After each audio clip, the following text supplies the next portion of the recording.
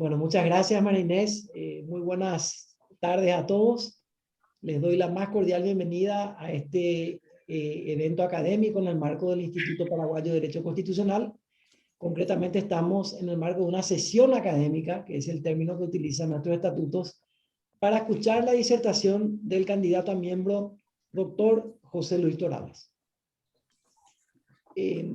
Como ustedes sabrán, el comité de evaluación está integrado en este caso por la doctora Josefina Zapena, por la doctora Verónica Ruiz y por el doctor Gustavo. ¿Dónde está Gustavo? Ahí está Gustavo.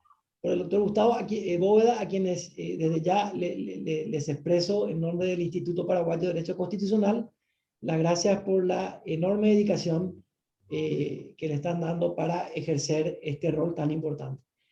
Quiero comentarles además que el citado comité ya realizó una evaluación preliminar acerca de si el candidato José Luis Torales, que fue propuesto por quien les habla, así como por el profesor Daniel Mendonca, ellos han acreditado ya que el candidato reúne los requisitos básicos exigidos por el reglamento de admisión del Instituto Paraguayo de Derecho Constitucional, que se halla en concordancia con el procedimiento de admisión establecido en nuestros estatutos.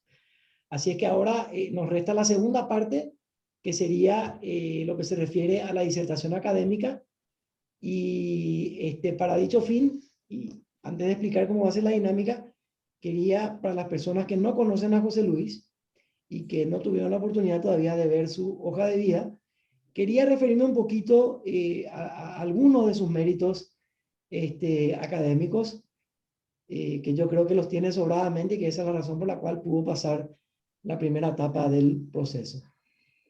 El doctor José Luis Torales es abogado por la Universidad Nacional de Asunción y máster en Teoría del Derecho por la London School of Economics y también en Ciencia Política, becado por el gobierno del Reino Unido. Tiene una trayectoria asentada en materia de administración pública, habiendo ocupado diferentes cargos de relevancia, como ser el cargo de jefe del Departamento de Judiciales, director de auditoría forense, director de dictámenes legales, director general de gabinete, todo ello dentro del ámbito de la Contraloría General de la República. Tiene una amplia experiencia en supervisión y asesoramiento en materia de derecho público general, derecho administrativo, regulación y anticorrupción. En el ámbito académico, estrictamente hablando, es candidato a doctor en ciencias jurídicas actualmente por la Universidad Católica de Asunción y tiene una vasta experiencia en materia de investigación académica y también es docente a nivel de grado y de posgrado en distintas universidades y centros de enseñanza de nuestro país.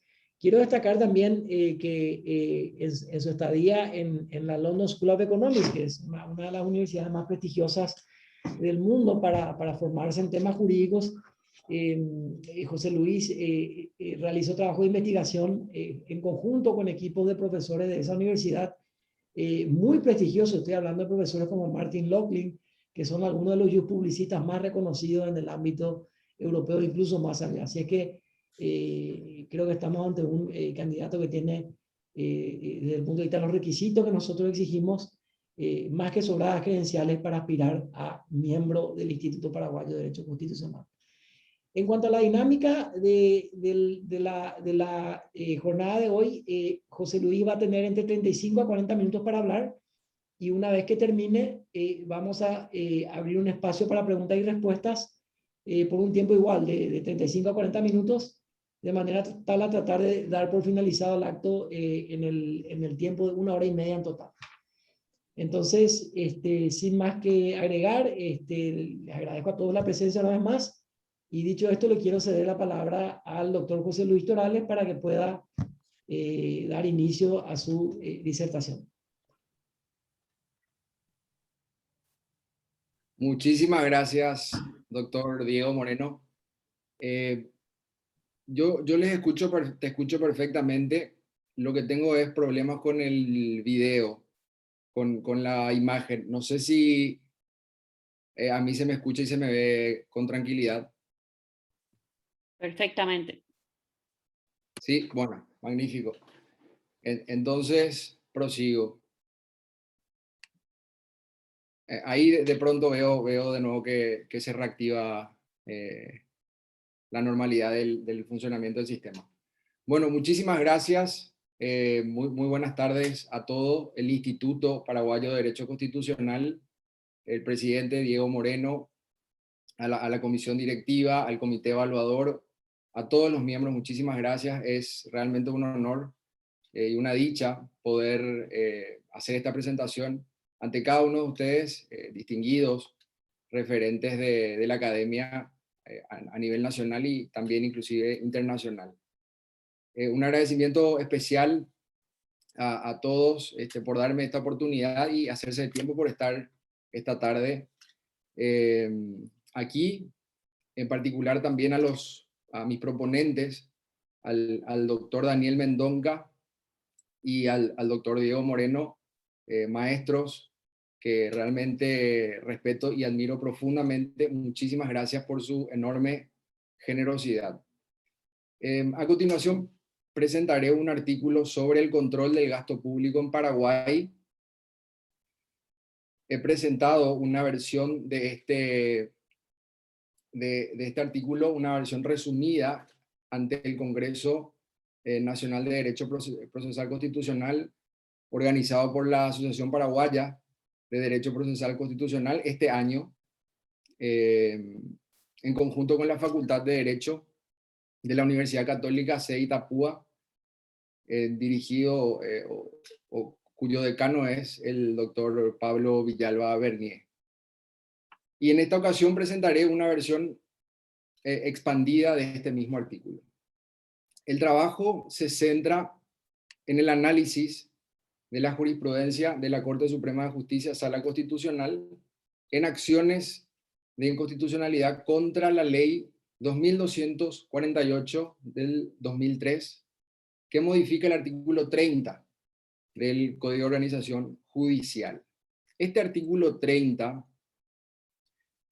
establece la composición y competencia del Tribunal de Cuentas, de manera que la jurisprudencia examinada en este artículo afecta la competencia del Tribunal de Cuentas y también de la Contraloría General de la República, lo cual impacta de modo relevante en el sistema de control del gasto público vigente en nuestro país. Aludo a la expresión gasto público para destacar una de las facetas de la gestión administrativa del Estado, sin desconocer, por supuesto, la relativa a la percepción de ingresos. De hecho, voy a referirme constantemente al control de cuentas públicas, abarcando con este concepto tanto los ingresos como los gastos. El universo de los casos estudiados comprende 159 acciones de inconstitucionalidad. 28 de estas acciones recibieron fallos favorables, 14 recibieron fallos desfavorables, 115 están pendientes de resolución. La mayoría de estos 115 cuentan con medidas de urgencia de suspensión de los efectos de la ley. De manera que se sigue que existen dos líneas jurisprudenciales, una dominante, producto de estos 28 fallos, que recibieron una sentencia favorable, y otra línea minoritaria, los restantes 14 fallos que fueron rechazados, las acciones que fueron rechazadas. La pretensión de este artículo es describir ambas líneas jurisprudenciales y evaluar el impacto de las mismas en el sistema de control de gasto público vigente en nuestro país. La exposición se estructura en tres partes. Primera, en la cual expondré los sistemas de control de gasto público vigentes en dos periodos diferenciados en nuestro país. Ahí haré un poco de historia legal. Segunda parte, en la cual describiré sucintamente los argumentos principales que configuran la fisonomía de ambas líneas jurisprudenciales. Y la tercera parte, en la cual evaluaré la adecuación y el impacto de la jurisprudencia en el sistema de control del gasto público. Desde una perspectiva sistémica de conformidad al análisis abordado en la primera parte.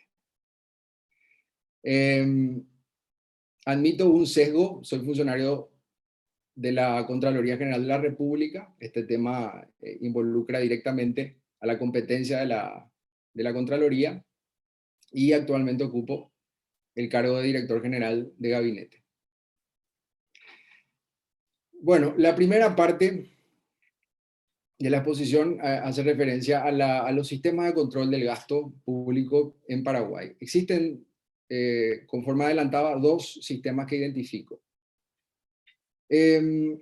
Históricamente hay referencias de la función del control del gasto público con carácter más o menos formal a lo largo de todos los gobiernos. Ahora bien, en términos de sistematización normativa, puedo reconocer dos grandes hitos que dieron lugar a sistemas de control con diferencias bien marcadas. Primer periodo de 1909 a 1992. Hay un primer hito constituido por la Ley de Organización Administrativa del 22 de junio de 1909. Esta ley dispuso para los administradores de fondos públicos la obligación de rendir cuentas de la gestión de estos fondos. Y entre otras cosas, fijó un procedimiento para la rendición de cuentas, que constaba de dos etapas. La primera, un examen de cuentas, seguida de un juzgamiento de cuentas. La primera etapa, cuentas, era de tipo administrativo y básicamente estaba a cargo de la Contaduría General, que era un órgano perteneciente al organigrama del Ministerio de Hacienda. Es decir, formaba parte o dependía del Poder Ejecutivo, al cual a su vez debía controlar examinando sus cuentas. La segunda etapa, el juzgamiento de cuentas, iniciaba con la presentación del informe de examen de cuentas al Tribunal de Cuentas. El Tribunal de Cuentas es un órgano, en el marco de este sistema, dependía del Poder Judicial y fue creado con esta Ley de Organización Administrativa del año 1909. El aspecto más resaltante del juzgamiento de cuentas es que entrañaba la determinación de la responsabilidad de los administradores. La sentencia del Tribunal de Cuentas con la cual esta etapa de juzgamiento de cuentas y todo el proceso en realidad concluía, se pronunciaba sobre la aprobación o desaprobación de las rendiciones de cuentas. La desaprobación implicaba compeler al responsable a la devolución de cierta suma de dinero considerada a favor del fisco.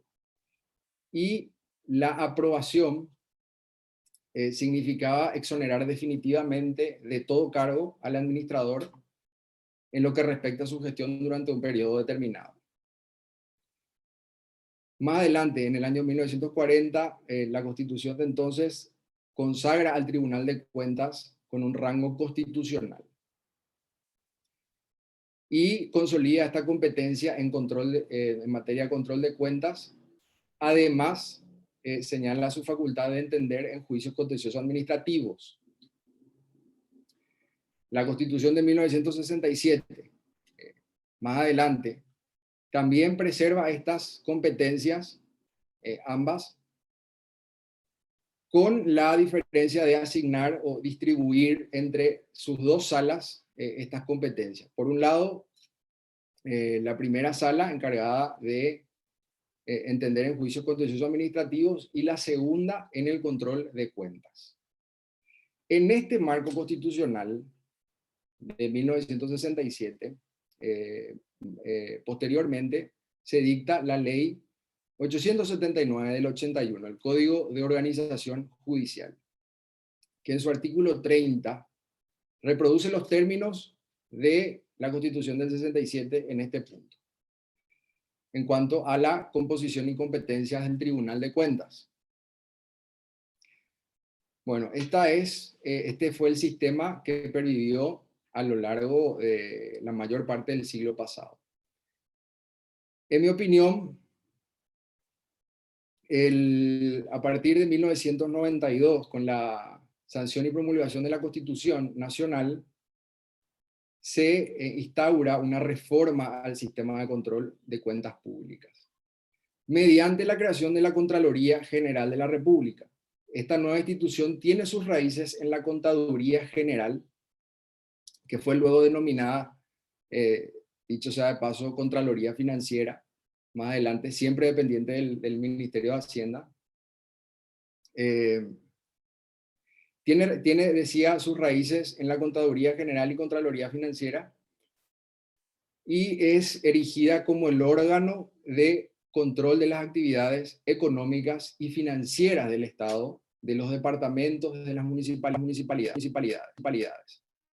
del sector público, con amplios deberes y atribuciones para la fiscalización de los recursos públicos. Significativamente, además, se asegura su autonomía financiera, administrativa y cierta independencia política, no subordinando a la Contraloría a ningún poder del Estado, a diferencia de lo que pasaba en el sistema anterior, y sujetando su proceso de selección de la selección de sus autoridades, digo bien, a acuerdos plurales en las cámaras del Congreso Nacional sin intervención del Poder Ejecutivo. Vale destacar que el impacto transformador de este nuevo esquema, de esta evolución en el sistema, era absolutamente claro para los convencionales constituyentes. En el seno de la comisión redactora, el convencional Enríquez Gamón había comentado lo siguiente, me permito dar lectura, abro comillas: en la vieja o antigua ley de organización administrativa y financiera de la nación, existía la figura de la Contraloría Financiera, pero era una Contraloría que funcionaba como un departamento dependiente del Ministerio de Hacienda. Entonces, en gran medida, especialmente en esa área, era juez y parte al mismo tiempo, con la institución de un organismo semejante, ahora se refiere a la Contraloría según el esquema de la Constitución del 92, con la institución de un organismo semejante con autonomía y a nivel de rango ministerial se ha avanzado, porque se trata no solamente de recoger experiencias, sino que forma parte sustantiva de la remodelación de una nueva estructura del Estado paraguayo. En este tiempo democrático, una de las discusiones fundamentales, además del área de sus funciones, fue justamente de cómo se integra el organismo superior que va a tener a su cargo la Contraloría Financiera de la Nación. De manera que este impacto transformador, conforme al nuevo paradigma, era absolutamente claro. Múltiples leyes nacionales dictadas posteriormente reflejan el nuevo esquema de control. Sin embargo, ¿qué ocurre con el Tribunal de Cuentas? La Constitución se limita a diferir a la ley la definición de su composición y competencia. No dice nada a este respecto y difiere a la legislatura la definición de estos aspectos. En línea, ya con todo este nuevo tejido jurídico institucional, se dicta la ley 2248 del 2003, que cumple el mandato constitucional de definir la competencia del Tribunal de Cuentas. Modifica para esto el artículo 30 del Código de Organización Judicial del 81, que todavía subsistía reproduciendo los términos de la Constitución del 67, es decir, que planteaba su composición en dos salas, una de las cuales, la segunda, estaba a cargo del control de cuentas. Entonces, esta ley 2248 modifica ese artículo y establece que el Tribunal de Cuentas se encarga exclusivamente de entender en juicios contenciosos administrativos ambas salas. De esta manera, implícitamente se suprime la competencia en materia de juzgamiento de cuentas públicas. A partir de la entrada en vigencia de esta ley, la misma ha sido impugnada por sucesivas acciones de inconstitucionalidad promovidas por funcionarios en representación de organismos del sector público. Este es el nuevo esquema de control vigente actualmente y aquí está la cuestión a analizar en este trabajo. En esta segunda parte, que ahora doy inicio, haré la descripción de la jurisprudencia de la Corte Suprema, Sala Constitucional, en acciones de inconstitucionalidad contra esta ley 2248 del 2003. Hasta el año 2019 fueron interpuestas 159 acciones contra dicha ley, lo que equivale a más de un tercio de organismos del sector público que han promovido estas acciones. Una cantidad abrumadora.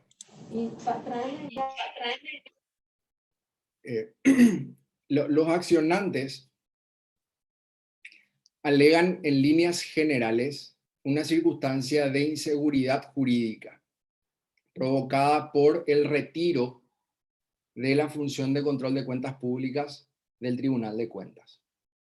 Esto se traduce en una, según los accionantes, en una imposibilidad de someter su administración al juzgamiento de un órgano jurisdiccional que determinaría con carácter de cosa juzgada la aprobación o desaprobación de la misma. Entonces, sobre esta base manifiestan el sentirse agraviados y desde los primeros años, ya desde el 2003, obtuvieron de parte de la Corte Suprema de Justicia, Sala Constitucional, medidas de suspensión de efecto de la ley y posteriormente, unos años más adelante, a partir del 2008, se dan los primeros fallos en estas acciones. La descripción que voy a hacer comprende una síntesis de los puntos centrales, los puntos argumentales centrales, y además voy a hacer referencia a algún que otro extracto literal de los fallos, algo breve, no muy extenso. Primer argumento de la línea dominante. Esta línea dominante que hace lugar a las acciones de constitucionalidad, previamente aclaro que emana del total de 28 fallos dictados entre los años 2008 y 2019. Y adopta esta forma esencialmente a partir de los votos, siempre en el mismo sentido, del exministro Víctor Núñez, quien intervino en un total de 22 casos. Estos argumentos que expondré ahora corresponden al acuerdo y sentencia 424 del 3 de julio del 2008, el caso de la Municipalidad de Ciudad del Este. Estas consideraciones se reproducen de manera casi idéntica en la mayoría de los fallos posteriores. El primer argumento de esta línea jurisprudencial dominante es el del vacío jurídico. La premisa fundamental de esta línea dominante propone que la ley 2248 causó un vacío en todo el sistema de legalidad por la sustracción de la competencia del tribunal en materia de juzgamiento de cuentas públicas. Dice el fallo lo siguiente, abro comillas. El quid de la cuestión sometida a consideración de esta Corte a través de la presente acción gira en torno al vacío legal que surge a partir de la promulgación de la ley impugnada, al eliminar la competencia atribuida a la segunda sala del Tribunal de Cuentas, consistente en juzgar las cuentas que deben rendir las instituciones públicas que de uno u otro modo administran fondos públicos. Esta idea, cierro comillas, esta idea recurre significativamente a los antecedentes del órgano jurisdiccional del Tribunal de Cuentas. Y en ese sentido, aparentemente plantea que, dado que esta siempre fue la competencia del tribunal, el juzgamiento de cuentas, pues es como que debería seguir siendo. Esa es la idea que refleja toda la argumentación en este punto. Y de aquí parten más o menos, de manera directa o indirecta, los demás puntos de esta línea. El segundo argumento principal, hay más, yo rescato 3 principalmente para esta presentación. El segundo es el argumento de la distinta naturaleza de control ejercido por la Contraloría frente al Tribunal de Cuentas. Aquí se clasifican los tipos de control de la gestión pública y se asigna a ambas instituciones distintos tipos. El control ejercido por la Contraloría sería a priori y culmina con un pronunciamiento de alcance más limitado. El control practicado por el tribunal sería a posteriori, así lo califica el fallo, y concluye con una decisión que tiene carácter de cosa juzgada y determina la responsabilidad de los administradores. Dice el fallo lo siguiente, abro comillas, el control y fiscalización de la ejecución presupuestaria que ejerce la Contraloría es a priori, mientras que la realizada por el Tribunal de Cuentas es a posteriori. La norma legal impugnada, al eliminar esta facultad que tenía la segunda sala, las rendiciones de cuentas que fueron realizadas por las instituciones obligadas a ella, a las rendiciones, y a las cuales se formulen objeciones por el órgano contralor, quedan sin ser juzgadas, pues no existe una disposición que reglamente dicha falencia. Ahí es como que se vuelve al tema del vacío. En primer lugar aquí, y en de la lectura del fallo, nos surge que haya una definición clara sobre en qué consiste el tipo de control a priori, a diferencia del control a posteriori.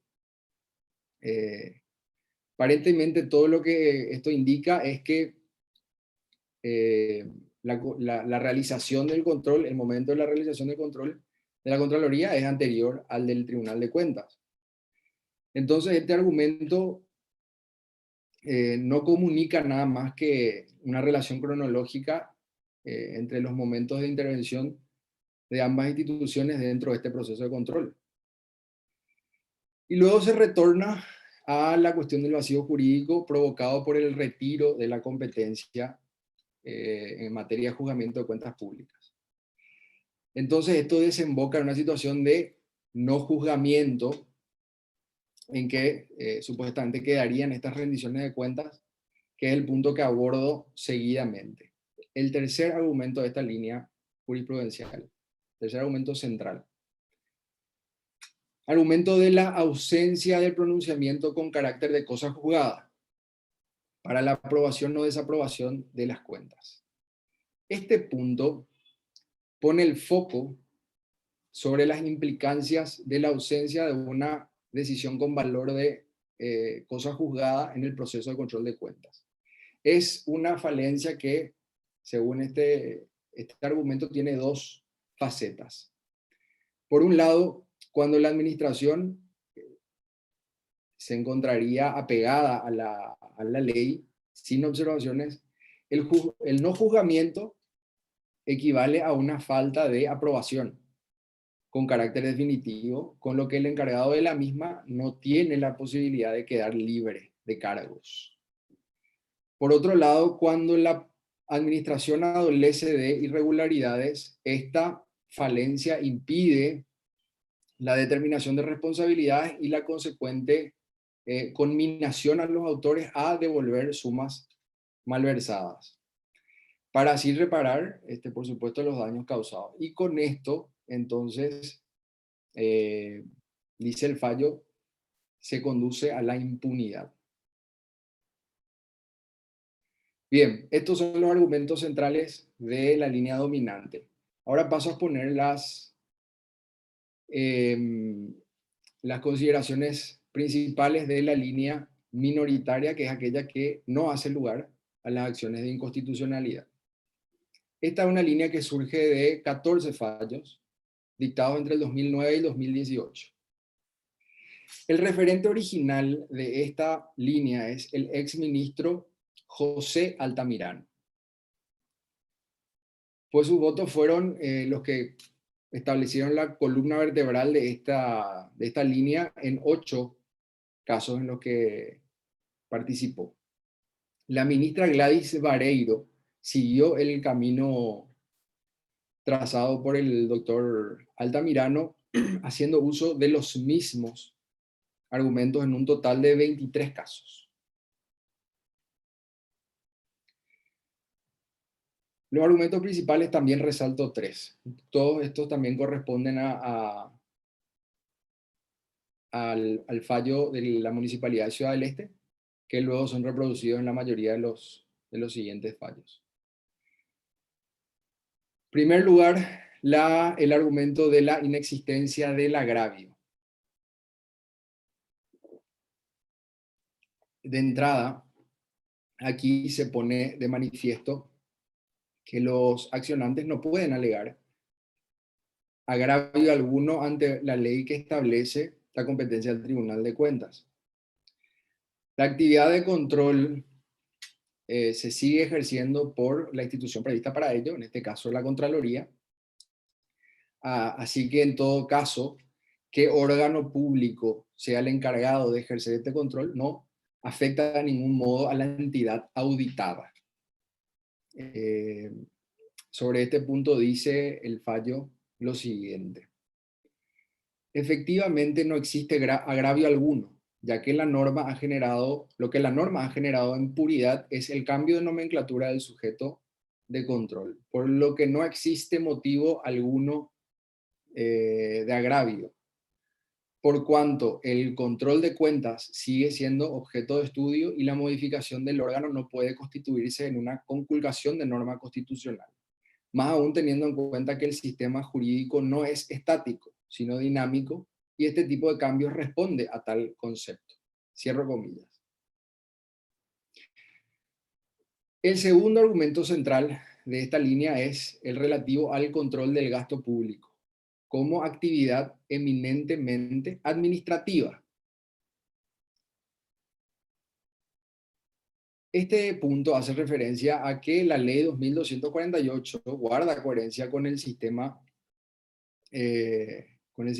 constitucional establecido a partir del año 92, ya que logra discernir que la actividad de control de cuentas públicas tiene un carácter eminentemente administrativo. De hecho, que la revisión de cuentas de inversión del gasto público se realiza con criterios de auditoría económica, financiera, de gestión, todos estos criterios que han experimentado un desarrollo muy importante a tal punto que configuraron un campo especializado del conocimiento. Entonces, que esta actividad quede fuera del ámbito de competencia del Tribunal de Cuentas, en realidad corrige y actualiza el sistema, encauzando al Tribunal de Cuentas a dedicarse exclusivamente a la actividad jurisdiccional. En este sentido, se expresa el fallo en la siguiente parte. El voto del doctor Altamirano dice: el Tribunal de Cuentas, segunda sala, al que se le atribuye la competencia para el control de las cuentas de inversión del presupuesto general de la Nación, no cumple una función jurisdiccional, sino de contralor del uso del dinero público. Entre paréntesis, actividad de tipo administrativo. Por lo que mal podría aquí, en consecuencia, dictar o resolver por sentencias definitivas cuestiones administrativas sin que en el proceso de estudio de las cuentas se evidencien elementos típicos, necesarios, legales y propios de un proceso jurisdiccional. El tercer argumento principal de esta línea minoritaria, que rechaza las acciones de inconstitucionalidad, es el siguiente. Es el argumento de la armonía con el sistema de punibilidad, según identifico y resumo la idea de este argumento. Hay una armonía con el sistema de punibilidad en este nuevo esquema. Este argumento refuta la idea de que la no intervención del Tribunal de Cuentas en el sistema de control equivale a impunidad. De hecho, la Contraloría tiene mayores facultades de fiscalización, capacidad técnica e infraestructura que el Tribunal de Cuentas, todo lo cual aumenta notablemente las posibilidades de éxito en la investigación y detección de irregularidades en la administración pública.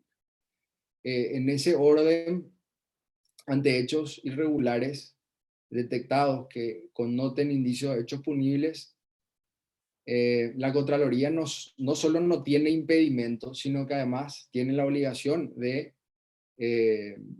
y la facultad de comunicar inmediatamente estos hechos a los organismos pertinentes.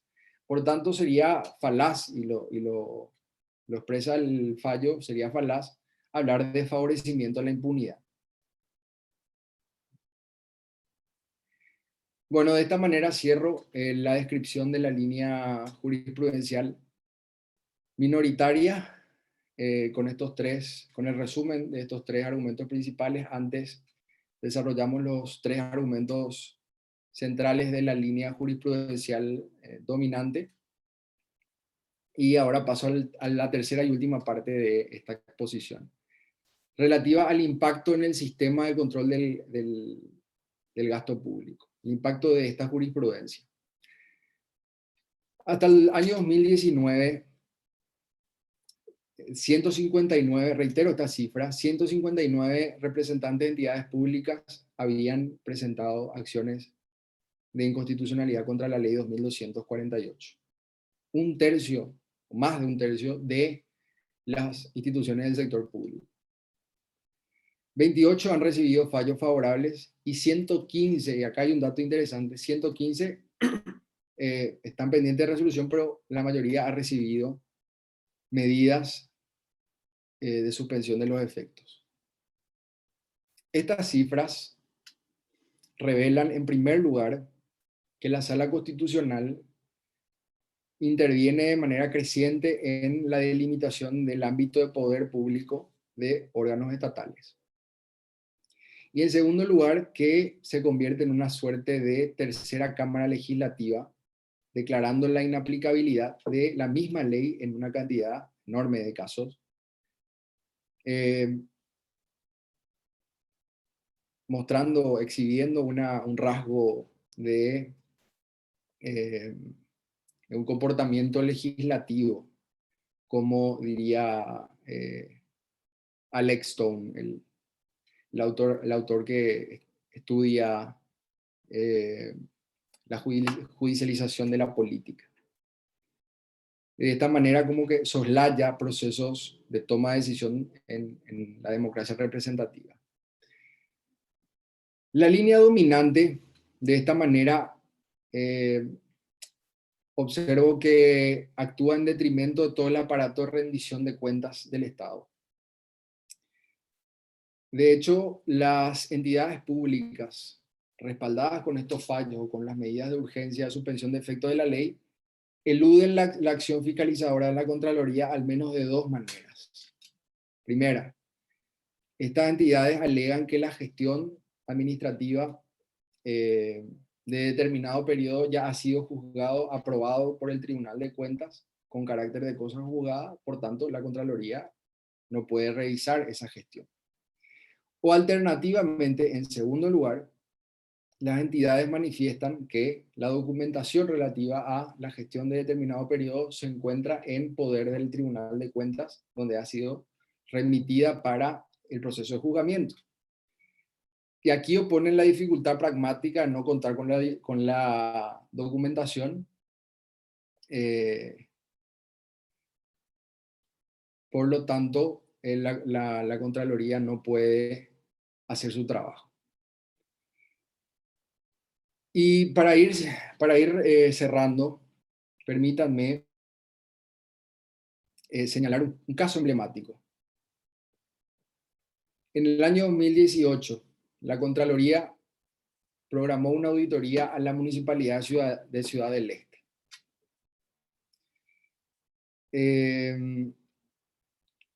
Esta municipalidad había ya presentado una acción de inconstitucionalidad que estaba relacionada con la administración de entonces. Luego promueven otra acción de inconstitucionalidad, entonces tenían la posibilidad de remitir al Tribunal de Cuentas la documentación sobre su gestión. De todas maneras, la Contraloría inicia el trabajo auditor, remite un requerimiento de informe. La Municipalidad de Ciudad del Este contesta que la documentación obraba en el Tribunal de Cuentas, por tanto no podía ofrecerla para su análisis por parte de la Contraloría. Aquí la Contraloría se dirige al Tribunal de Cuentas solicitando la suspensión del trámite de juzgamiento de cuentas para poder llevar adelante el proceso auditor. El Tribunal de Cuentas aquí da intervención a la Fiscalía de Cuentas. Le corre traslado del pedido de la Contraloría de suspensión del trámite y la Fiscalía de Cuentas dice lo siguiente: están dadas las condiciones para que el Tribunal de Cuentas, segunda sala, estudie las rendiciones de cuentas que han sido presentadas y denegar el pedido realizado por la Contraloría para enviar a sus técnicos a realizar la revisión de las documentaciones. El tribunal, cierro comillas, el Tribunal de Cuentas dispuso librar oficio a la Contraloría diciendo lo siguiente, que hace suyo lo manifestado por la Fiscalía de Cuentas. Es decir, el tribunal se adhiere a la postura de la Fiscalía de Cuentas y rechaza la posibilidad de que la Contraloría revise la documentación sobre la gestión de Municipalidad de Ciudad del Este del año 2017. Esto fue en el año 2018 para revisar la gestión del año 2017. Posteriormente, el Tribunal de Cuentas revé su postura y ante un nuevo pedido de la Contraloría decide suspender el juzgamiento de cuentas. Y aquí hay algo curioso y es la razón por la que me parece que vale la pena este ejemplo. Esto sucede porque hubo publicaciones periodísticas que se hicieron eco de este impasse y esto motiva que la Corte Suprema de Justicia intervenga, emita un comunicado y diga que en sus fallos nunca habían dicho que la Contraloría no podía ejercer su rol de auditor. No obstante, esta aclaración de la Corte Suprema de Justicia, en realidad lo que entiendo es que no se resuelven ciertas disfuncionalidades de fondo que trae consigo el hecho de que la línea jurisprudencial de la Corte se apegue al sistema anterior, no al sistema de control vigente. Por eso entiendo que este ejemplo es digno de mención. Y ahora Perdón, uno perdón, puede... José Luis, te Sí, quedarían 5 minutitos para ir cerrando, ¿eh?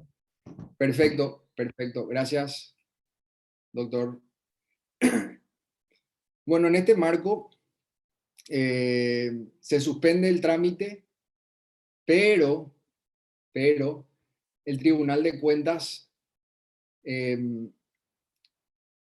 luego de tomar esta decisión de suspender el trámite de juzgamiento de cuentas, decide que la Fiscalía de Cuentas se va a hacer cargo de la documentación de esta gestión. Y la Fiscalía de Cuentas rechaza esta pretensión, rechaza esta decisión del Tribunal de Cuentas. El Tribunal de Cuentas, la Fiscalía de Cuentas dice que el tribunal se debería hacer cargo de la documentación. Entonces, el tribunal deniega este pedido de la Fiscalía de Cuentas y concede una apelación. Entonces los autos van a la Corte Suprema de Justicia. Y en este estadio, la entonces titular de la Municipalidad de Ciudad del Este, Sandra MacLeod, recusa sucesivamente a los ministros de la Corte Suprema de Justicia. Y una cuestión menor relativa a qué órgano debería custodiar la documentación en el trámite, en el marco del trámite ya suspendido, obstaculiza todo el proceso de control. Bueno, en realidad con esto cierro la tercera parte y concluyo lo siguiente. Con este trabajo yo identifico dos sistemas de control del gasto público en Paraguay, aquel vigente desde 1909 a 1992 y luego un nuevo sistema que se instaura con la Constitución del año 92 y sigue vigente hasta hoy. Este enfoque permite corroborar que la línea dominante tiene raíces ideológicas en el sistema de control ya extinto, mientras que la línea minoritaria responde coherentemente al sistema constitucional vigente. Sobre el impacto de la jurisprudencia, sostengo que la línea dominante genera una distorsión que juega en detrimento de la funcionalidad de todo el aparato de rendición de cuentas, posibilitando que administraciones que alcanzaron fallos favorables o medidas de urgencia de suspensión de los efectos de la ley eludan la fiscalización de el órgano que jurídica, política y técnicamente está facultado para esta función, la Contraloría General de la República. Muchísimas gracias. Con esto cierro. Quedo a disposición para intercambiar ideas y comentarios. Muchísimas gracias. Muy amable por su tiempo. Muchas gracias, estimado José Luis, por esta muy interesante exposición, muy clara, por cierto, y sobre temas que son sin duda de un gran interés público, porque guarda relación nada más ni nada menos que con el control del gasto público y si eso se está haciendo de manera correcta o no. Y eso es algo que afecta a todos los paraguayos. Así es que gracias por traer a colación el tema y por exponerlo de forma tan clara y elocuente y explicar estas distintas líneas que se están dando y cuáles son las consecuencias de seguir una u otra línea. Entonces, dicho esto, me gustaría cederle la palabra a las personas que se apunten para realizar preguntas, dando prioridad en primer lugar a los 3 miembros del comité de evaluación, salvo que ellos prefieran preguntar más adelante o al final. Si no quieren preguntar todavía, cosa que no es necesaria, pueden hacer la pregunta más adelante. Entonces, Permiso, sí, doctor. sí, adelante, José Luis. ¿Podría, si me permite, desconectarme y voy a volver a conectarme para ver si Adelante, subsano? mientras debatimos acá como quién te va a preguntar primero. Adelante, adelante. Adelante. Yo cedo la palabra para que pregunten otras personas que estén más, que estén más entendidas en este tema que estoy aprendiendo y Gracias, Josefina. Ahí está justamente hablando de entendidos. Tenemos a un ex gran subcontralor de Sí. la No, República acá presente, el querido amigo y Diego, miembro no. fundador del instituto. Así que, ¿quién más calificado que él para hablar de? Yo le quiero preguntar un montón de cosas, le cuento bien, ya no me quiero callar más. Quiero hablar hasta el final de la hora y media. Pero no voy a, no voy a ser mal educado, así que le voy a dejar hablar también a todos. Pero sí, por ahí dale que hacer unas cuantas preguntas por lo menos.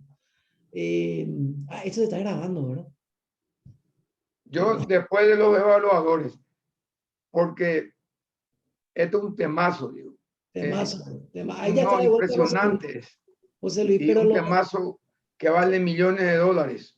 ya vale millones de dólares. Bien dicho, profe Emilio Camacho. Entiendo que los Sí, miembros del comité están cediendo el uso de la palabra. Josefina yo Gustavo. quisiera hablar. Adelante, adelante, adelante, Vero. Adelante, Vero. ¿Qué tal, José Luis? Un gusto escucharte. Estuvimos juntos hace poco en un diplomado de la Católica, justamente, y muy interesantes las intervenciones de este joven, muy comprometido, es decir, que tiene mucho futuro. Me encantó tu exposición. Justamente estoy pretendiendo presentar ahora en el anuario un tema parecido al que tú has presentado y lo que me encantó tu enfoque, ¿verdad? Evidentemente tu enfoque va hacia lo que es el área en donde vos te estás desempeñando, porque yo lo tomé desde el punto de vista del control de constitucionalidad y algo que me llamó poderosamente la atención en este estudio de jurisprudencia que tú lo hiciste es que no hay previsibilidad. La Corte en el año 2016 rechazó toditas las acciones. Toditas las acciones en ese año fueron rechazadas. En cambio, en los otros años fueron admitidas. Entonces, ¿cómo quedó esos organismos del Estado en que no se hizo lugar a la acción de inconstitucionalidad? En ese aspecto yo no analicé, pero no sé qué consecuencias habrá tenido eso en la Contraloría. Empezamos con el 2018 al 2019 con las acciones, ¿verdad? Hasta el 2015, donde la doctora Miriam Peña, con el caso de Jiménez Gaona, ella cambia radicalmente su posición, da una explicación de por qué cambia su posición y hace lugar a la acción de inconstitucionalidad. Entonces ahí vuelve otra vez a hacerse lugar. Es sumamente interesante este estudio de cómo se comportó la Corte, ¿verdad? Cómo el doctor Blanco tuvo una posición muy especial, como la doctora Valerio jamás emitió votos, sino que tomó como suyo los fundamentos. Y es interesante y queda para más, ¿verdad? Y eso es lo que me gustaría escucharte, José Luis, ¿verdad? Las consecuencias que tiene esto en la Contraloría. Porque el estudio que yo estoy haciendo más bien desde el punto de control de constitucionalidad, pero ¿cómo quedan revisadas estas cuentas? Porque como tú lo dijiste, casi un tercio de los organismos se presentaron. Y el resto, es decir, cómo quedó el control, que es la base de un Estado de Derecho. La rendición de cuentas es la base de un Estado de Derecho. Entonces, por ahí va apuntando mi razonamiento y mi preocupación. Te felicito, excelente tu tema. Gracias.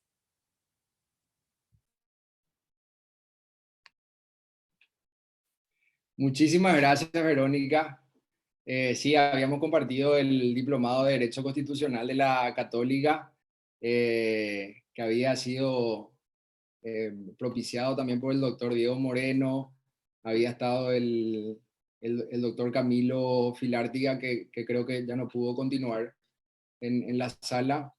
Muy interesante, realmente, y es así. Hay situaciones muy peculiares que se dieron en, en la jurisprudencia en este tema. El caso de Ramón Jiménez Gaona, en donde la doctora Miriam Peña experimenta un giro jurisprudencial, había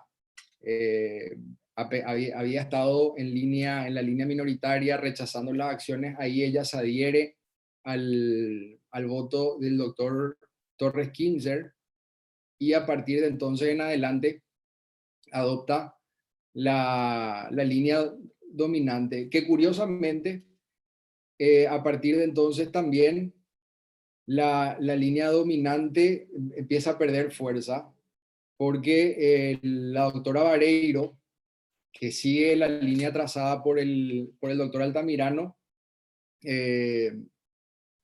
encuentra con el apoyo de la doctora Alicia Pucheta en varios casos.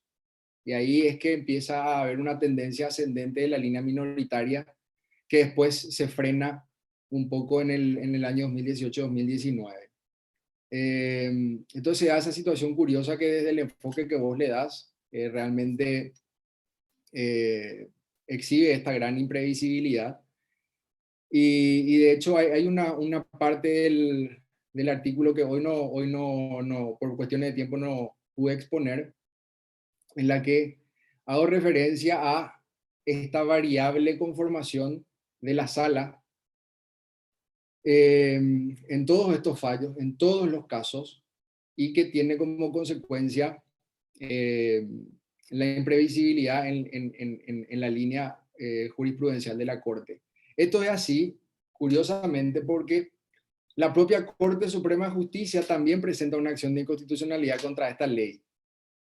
Entonces, el que había firmado la acción de inconstitucionalidad, entonces presidente de la Corte, Antonio Fretes, él se inhibe de todos los casos. Nunca hizo ninguna participación tuvo.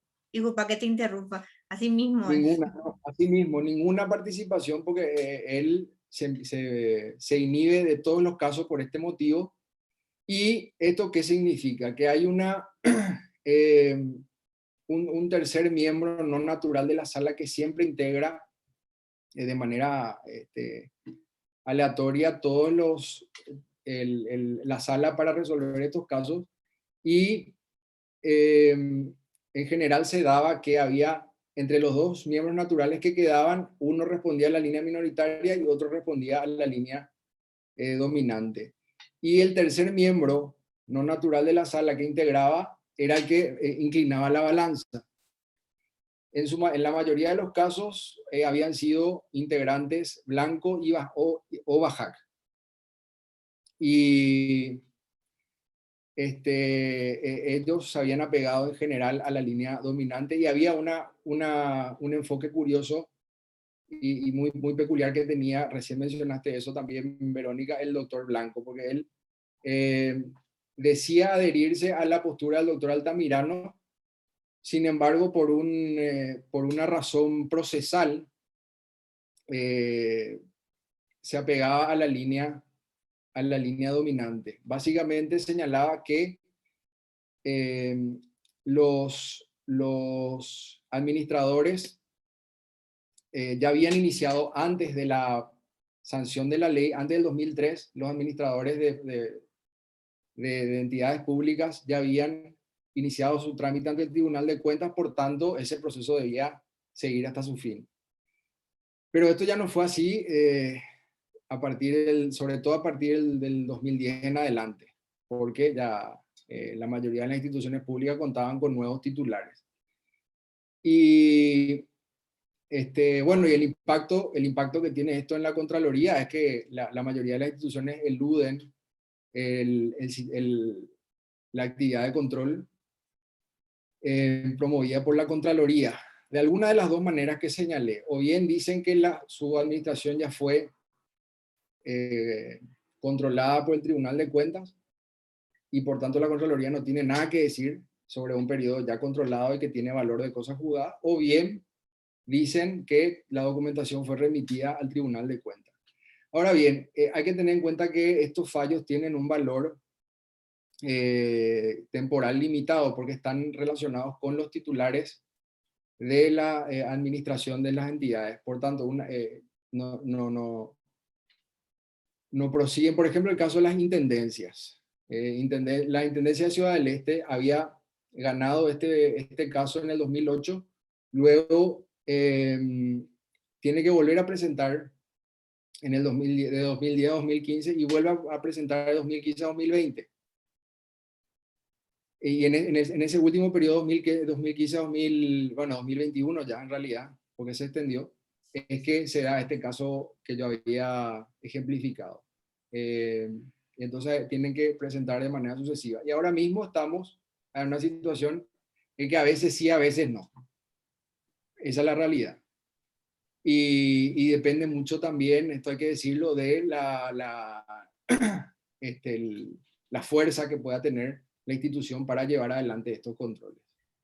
Así que te agradezco muchísimo el comentario, Verónica. No, a vos, gracias. Y después que quisiera hablar contigo para en privado. Vamos a ver algunas cosas. Por supuesto, por supuesto. Gracias, gracias. Gracias. Muchas gracias, doctora Verónica Ruiz. Ahora quiero ceder la palabra a otro de los miembros del comité de evaluación, el doctor Gustavo Bóveda, y después del doctor Gustavo Bóveda, y una vez que sea respondida la pregunta, vamos a hacer la palabra al doctor Emilio Camacho. Por favor, adelante, Gustavo. Bueno, muchas gracias, Diego. Antes que nada, buenas tardes otra vez para todos los colegas. Y José, muy congratulado por tu exposición, por habernos ilustrado un tema tan interesante y bueno, los demás calificativos me voy a reservar para el momento en que tenga que dar a conocer oficialmente la postura del comité evaluador, pero de antemano mis congratulaciones para vos. Una pregunta así puntual que me surge porque me genera también un poco de interés el saber de este tema. Sabemos de antemano que en estos casos es muy importante el comportamiento orgánico o institucional de las partes involucradas. Ya sabemos una línea uniforme seguida por la Contraloría, también una postura un tanto ambigua de la Corte, pero con respecto a la postura de los miembros o la postura orgánica e institucional del Tribunal de Cuentas, este tribunal se limitó solamente a derivar así a consulta a la Fiscalía de Cuentas. ¿Hubo, por ejemplo, algún precedente donde se haya decantado por declinar su competencia? En síntesis, ¿cuál fue el comportamiento orgánico predominante en el Tribunal de Cuentas?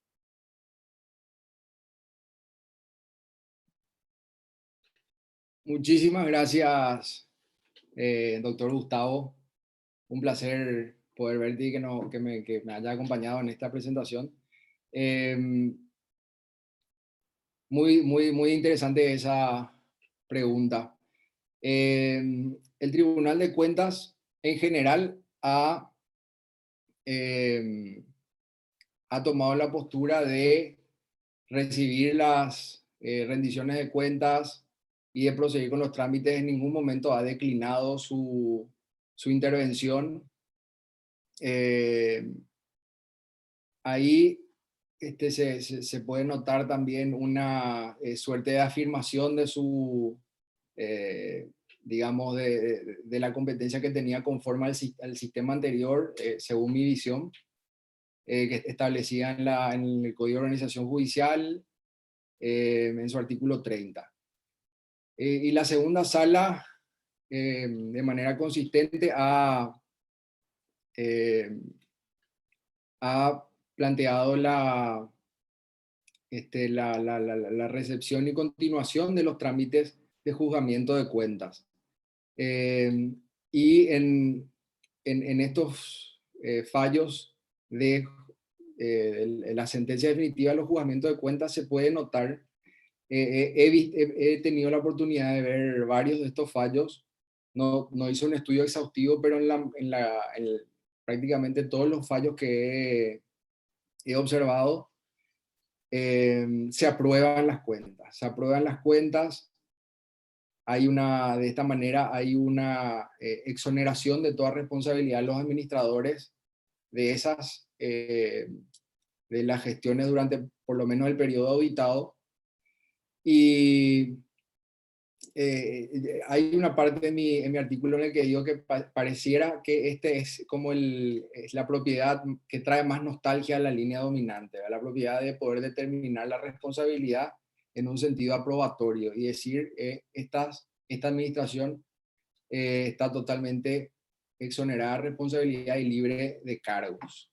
Esto ha sido así sistemáticamente también de parte del Tribunal de Cuentas, conforme a lo que he podido observar en sus fallos de juzgamiento de cuentas. Muchísimas gracias. Muchas gracias, doctor Gustavo. Gracias, José Luis. Y ahora sí tiene la palabra el doctor Emilio Camacho. Muchas gracias, presidente. En realidad, el instituto incorporó ya 3 líneas excelentes. El tema indígena presenté hace poco. Meses atrás, el tema de la mujer era el tema del control público. 3 temas fundamentales. Y va la pregunta. Muy buena la exposición de José Luis. Muy buena. Mi pregunta concreta, José Luis. En realidad, el Tribunal de Cuentas recordó que tenía atribuciones cuando la inspección a la Municipalidad de Ciudad del Este, José Luis. Ahí fue, y la Corte resucitó. La Corte declaró inconstitucional la ley del 2000 y pico, 2005, y resucitó la ley de 1935. Eso es lo que hizo la Corte. La ley de lo contencioso de 1935 al Tribunal de Cuentas. Entonces mi pregunta es esta, José Luis. Y una cosa muy importante, para Ciudad del Este funcionó, para Quequegó, para San Come, no funciona eso. No funciona. Entonces, mi pregunta es esto, José Luis. Año 2018, bien cerrado ya la ejecución presupuestaria. La Contraloría quiere auditar y le dice el intendente, lo siento, mis papeles están en el Tribunal de Cuentas. ¿Qué es lo que hacen? Y yo le he aconsejado a un cliente hoy día, ¿qué rige? ¿Rige el fallo de la Corte teniendo en cuenta que no hay hombres? ¿O sigue vigente la ley del 2005, la ley que le da competencias, que quitó el Tribunal de Cuentas esa competencia? Esa es mi pregunta. ¿Qué rige ahí? ¿Qué va a aplicar la justicia?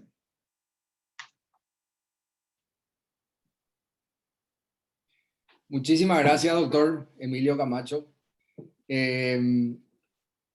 Muy amable por seguir la presentación y por el comentario. En el caso de la Municipalidad de Ciudad del Este, sí, primero entre paréntesis, es así, para la Municipalidad de Ciudad del Este se han dado situaciones que no fueron observadas en otros casos de municipalidades de, digamos, menor envergadura. Y en el caso que comenté, en el año 2018, la Contraloría busca ejercer su facultad de control conforme a la competencia constitucional de verificación del ejercicio 2017 ya fenecido. La municipalidad alega, cuando la Contraloría le hace un requerimiento de informe, la municipalidad alega haber remitido toda la documentación al Tribunal de Cuentas. Entonces, la Contraloría se dirige al Tribunal de Cuentas, solicita tener acceso a esa información, a esa documentación, y lo que a criterio de la Contraloría rige es,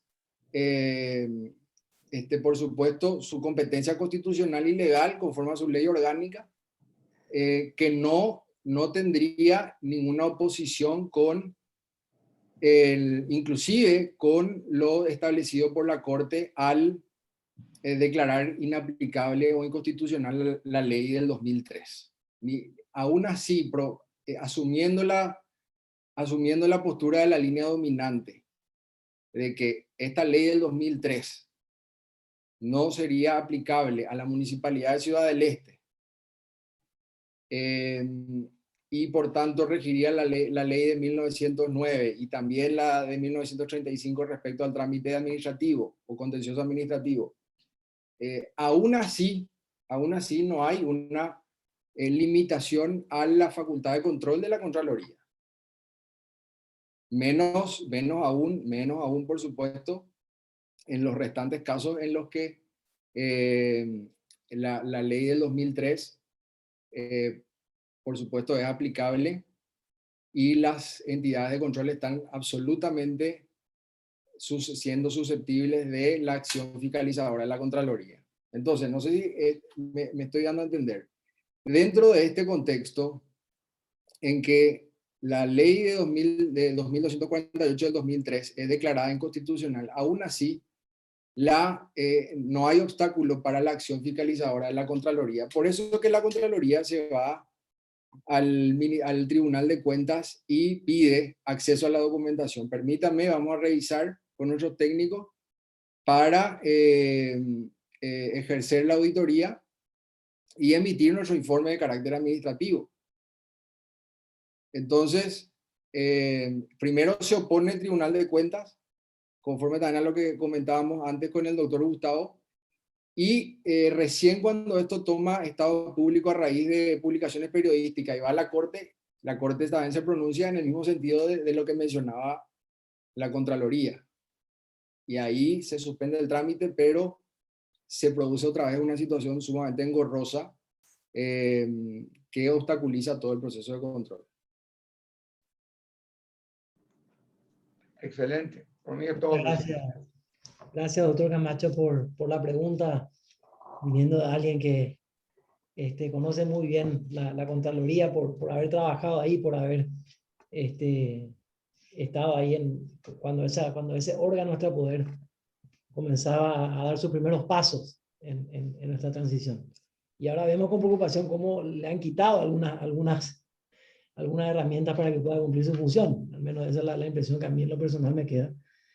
Había y gracias José Luis por la respuesta obviamente, había una pregunta de la doctora Giovanna Parini que se tuvo que retirar y por eso la dejó por escrito.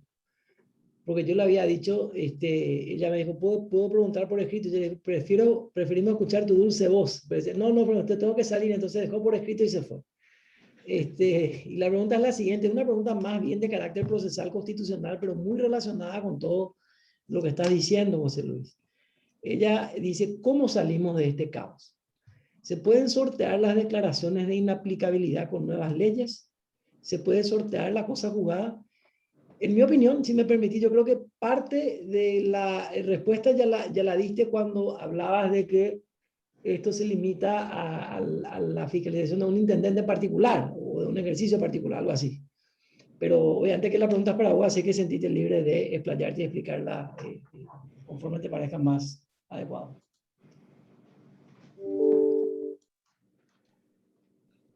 Muchísimas gracias. Creo que era Giovanna la que había hecho la pregunta. Sí, la doctora Giovanna. Bueno, lastimosamente tuvo que retirarse, pero agradezco que haya dejado la pregunta. Efectivamente, estas decisiones de la máxima instancia judicial tienen una duración provisoria porque rigen para los administradores de cada entidad durante un periodo determinado. Entonces, muchas de estas decisiones ya están feneciendo, algunas todavía siguen vigentes para las municipalidades que han presentado del 2015 en adelante, que hay varias. Pero yo entiendo que esta línea jurisprudencial minoritaria debe ir prevaleciendo, debe ir en ascenso. Ha habido una tendencia en ascenso, como comentábamos antes con la doctora Verónica, entre el año 2016 al 2018 aproximadamente.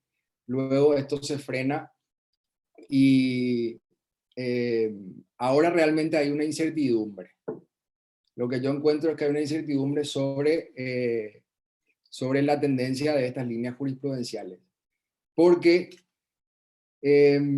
tenemos todavía la situación de la inhibición sistemática del doctor Antonio Fretes y ahora se suma la incorporación del doctor César Diesel, de quien no tenemos todavía conocimiento sobre su postura a este respecto.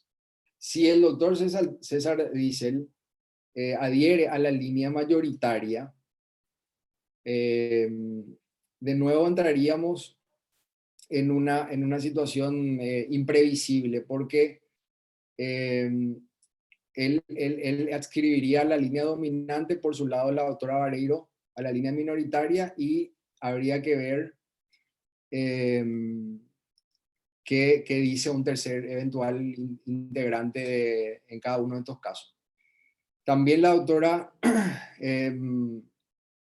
Vareiro creo que próximamente tendrá que dejar la magistratura, así que ahí habría también que ver cómo qué dirá el nuevo integrante. Pero bueno, mientras tanto, por otro lado, si el doctor César dice, para redondear el comentario, si el doctor César dice adhiere a la línea minoritaria, ahí sí vamos a ver una tendencia en franco ascenso de la línea jurisprudencial minoritaria que rechaza estas acciones, y ya van a ir cayendo, digamos,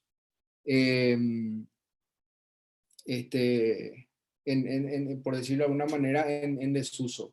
Ya se puede esperar que las distintas entidades, titulares de entidades públicas dejen de ir presentando estas acciones sucesivamente.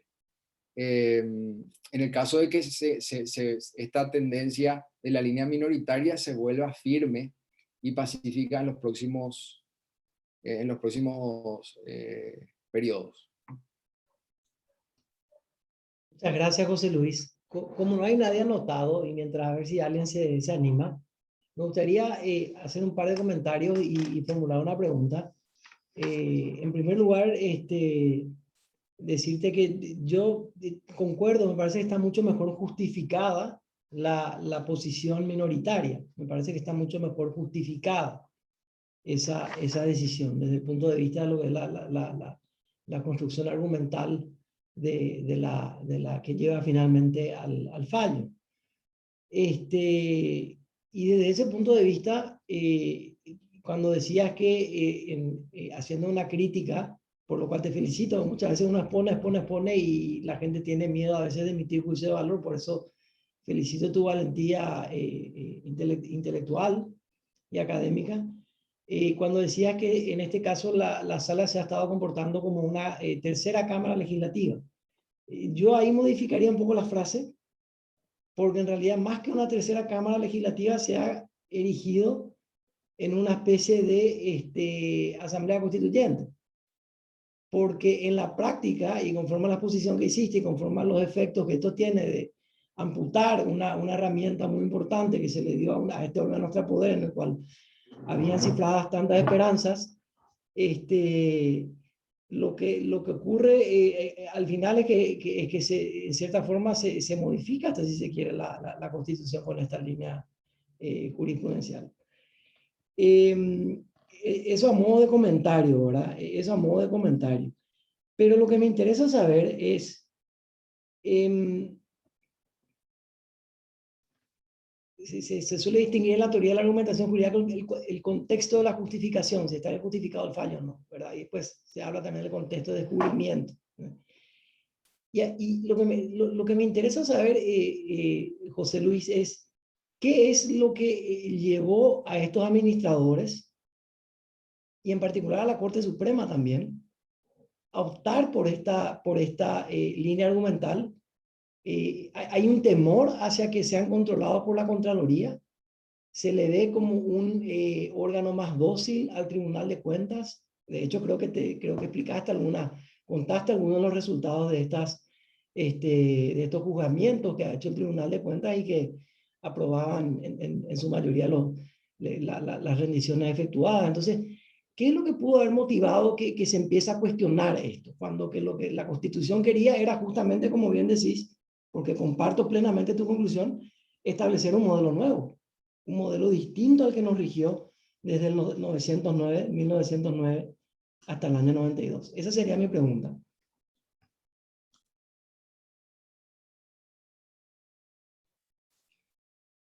Muchísimas gracias, doctor Diego Moreno.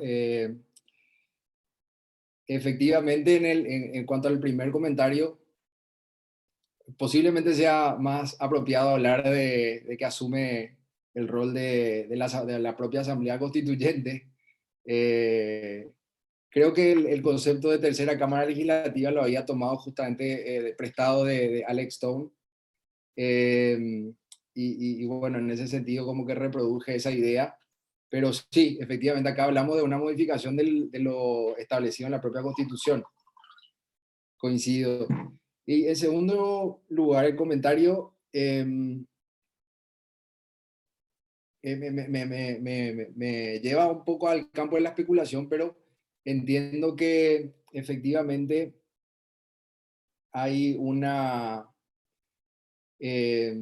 como decía de paso en la exposición, hay como una nostalgia de la competencia que tenía el Tribunal de Cuentas a lo largo de todo el sistema vigente desde 1909, casi todo el siglo pasado, hasta 1992, para, en lo relativo a la determinación de la responsabilidad. Es decir, con una sentencia de valor de cosa juzgada, el administrador, el intendente de fulano de tal, durante el periodo 2018-2019, tiene sus cuentas absolutamente aprobadas y está libre y exonerado de todo cargo. Eso por un lado. Y ese es un poder, una facultad muy potente, muy interesante, muy importante, que con esta ley del 2003 deja de tener el Tribunal de Cuentas. Y en este nuevo sistema, a partir del año 92, si bien la Contraloría no cuenta con una facultad de este tipo, sí absorbe toda la competencia, todo el espectro de facultades en materia de control de cuentas públicas, salvo la posibilidad de determinar con este valor, un valor jurisdiccional, la aprobación o desaprobación de cuentas, ¿verdad? Entonces, en clave de pretender recuperar este poder, también se puede entender esta situación para, digamos, de alguna manera configurar ese contexto que lleva a la Corte a decantarse por esa línea. Y bueno, recordemos que el Tribunal de Cuentas depende del Poder Judicial, entonces, en última instancia, la propia Corte Suprema de Justicia, digamos que asume dentro de su ámbito de competencia esta situación. Y bueno, esas son para mí claves determinantes para entender esta problemática. Muchísimas gracias, José Luis, muchísimas gracias. Se nota que tenés muy bien digerido el tema porque siempre das respuestas muy sólidas a las preguntas que se formulan, al menos desde mi apreciación personal. No sé si alguien más tiene alguna pregunta que hacer. Ya estamos sobre la hora, así es que si alguien quiere hacer alguna pregunta, que hable ahora o calle para siempre. ¿Estamos bien?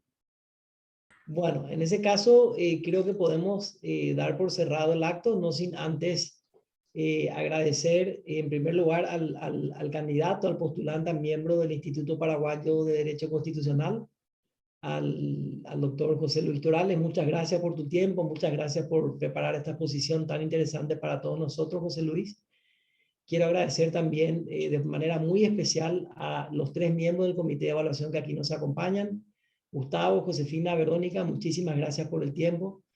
Quiero agradecer a todos los miembros del instituto que nos están acompañando, a todos los miembros y amigos. Esta es una comunidad no solamente de personas interesadas en el derecho constitucional, sino que también es una comunidad de amigos. Así es que antes de cerrar, simplemente explicarte, José Luis, como ya sabrás, el procedimiento, reiterar ahora, a partir de tu disertación, el comité de evaluación tiene un plazo para emitir un dictamen, y luego ese dictamen es elevado a la comisión directiva.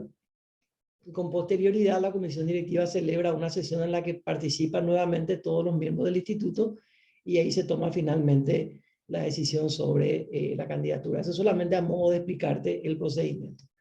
Entonces, con esto creo que podemos dar por terminado el acto. Muchísimas gracias a todos por participar. Que tengan una excelente jornada. Hasta luego. Felicitaciones, José. Muchísimas gracias a todos. Gracias, doctora Adriana. Gracias. Hasta luego. Hasta luego. Un placer. Gracias, doctores. Gracias, doctor Alonso. Muy amable. Muy amable, gracias. Gracias por la oportunidad, gracias.